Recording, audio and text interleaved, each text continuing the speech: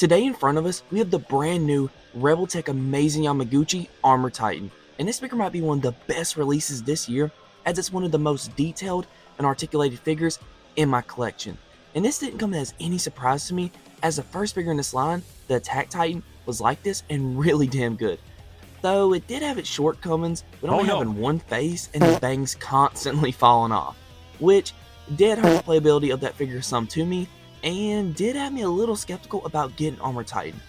But I still got it because it looked awesome in the promos, and I'm sure glad I did because I've enjoyed playing with this figure so damn much.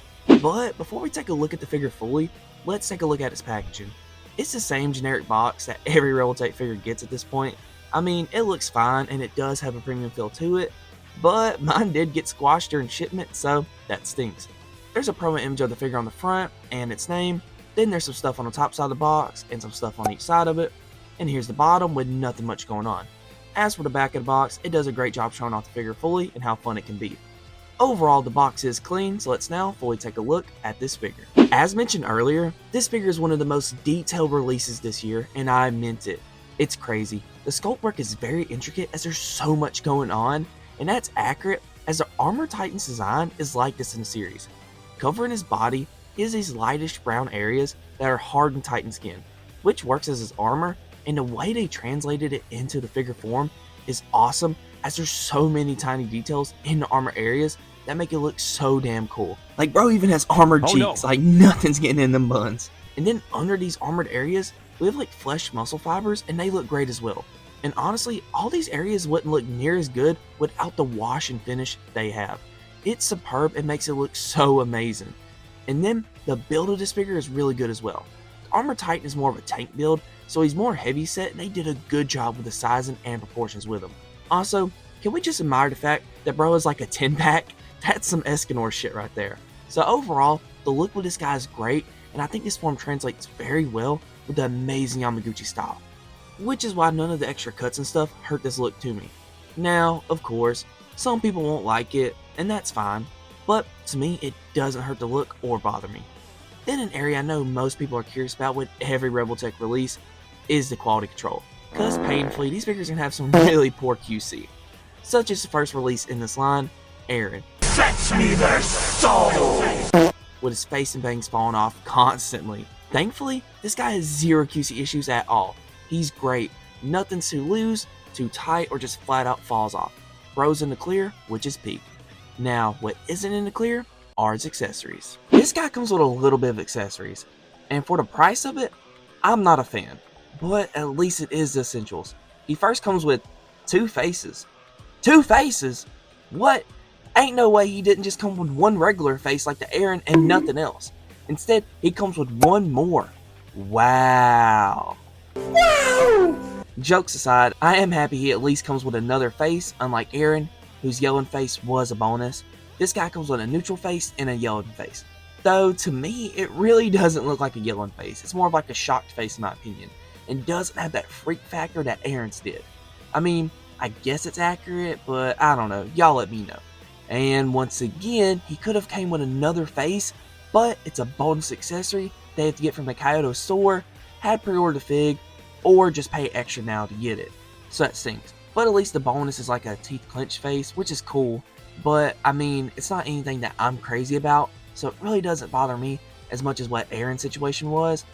But I am still bothered by the fact that they're making faces a bonus whenever bro doesn't go in much to begin with. It's very lame.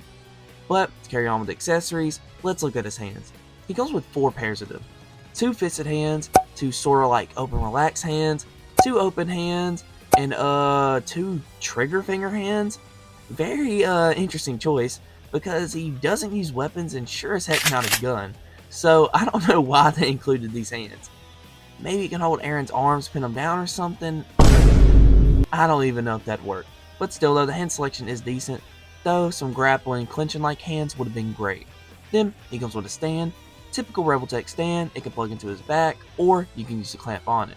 And lastly, he comes with an extra wrist peg, just in case you break yours, so that's good. Overall, the accessories are decent because they are the essentials that are required to have fun with this guy.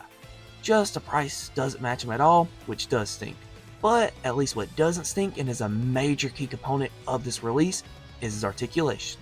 The Armor Titan's articulation and posability is actually insane. Of course, that's expected from an amazing Yamaguchi release, but with this guy it hits different for some reason. Starting off with the head range, it's great. He can look really far upwards, pretty far downwards, gets good side to side motion, and then the all around tilt is good. Also, when moving the neck up, it's not gappy like some Revoltech releases. Then for the shoulders, they go really far upwards, which in turn does expose the joint area. Doesn't bother me, but I know to some it might. The shoulders did allow for some crazy range going forwards, as they can fully cross over one another insanely well, and they can cross over one another pretty good going backwards.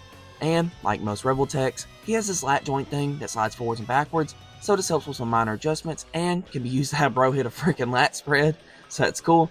Then, he has a bicep swivel, it works, but it is cut weird.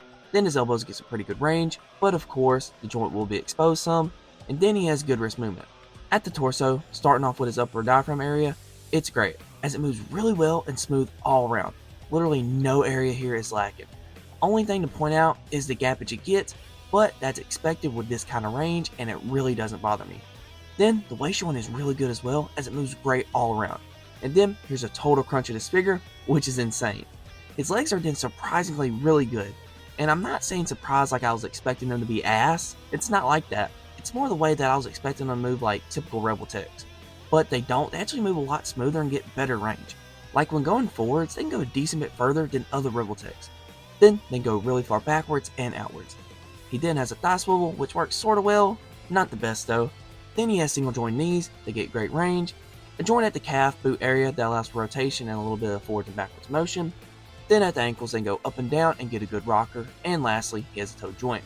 So yeah, the articulation is insane on this figure, as there's legit no pose he can't hit. Like bro can literally hit the Baki Triceratops pose with ease. Peak posability. Alright, now that we covered the articulation, let's do some figure comparisons. The Armor Titan is 1/12 scale size, so he won't be towering over your figures like how he should be. Which does stink a little bit, but when buying, hopefully all of us were aware of this. So, he ain't gonna look amazing next to like SHF Gone, but he does look really good next to Revoltech Aaron. And these two paired up together look awesome. Then here he is next to Kaiju number 8, here he is next to Revoltech Saitama, here he is next to SHF Luffy and Zoro, here he is next to Team Gojo, here he is next to Demoniacal Fit Goku, and lastly, here he is next to Storm Collectibles, Yujiro Hama. Not gonna lie, if you take Yujiro's clothes off, he's pretty much a Titan, and you can have these guys go at it. Oh no! No! So, to wrap up my thoughts about this figure, I gotta say, I do enjoy it. And I think I enjoy it more than Aaron, as I think this guy is the better release.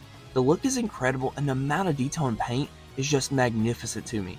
And then, the fact that he comes with a yelling face and it's not a bonus is great as well. Now, of course, I'm not going to let the accessories off the hook just because of that, since he still does have a bonus face and he could come with more stuff. Perhaps some grappling clinching hands, or some yellow lightning to replicate the Titan transformation. Or even one of those missile things that the scouts used on him.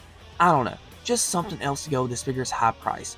But at least the lack of accessories doesn't kill all the fun, as articulation makes up for it, as it's awesome and is easily one of the best articulated figures I've gotten this year. Hobby Genki might have some, and I'll link it down below. Oh, also the Attack Titan with the bonus face releases at the end of next month and it's still up on Hobby Genki, so I'd recommend ordering it now so you don't miss out again. And I'll link that down below as well. So yeah, any Attack on Titan fan I believe will love this figure. And that's it for this one, guys. Your support is highly appreciated and keeps me going every day. Thank you all for watching, and I'll see all y'all in the next one. Peace.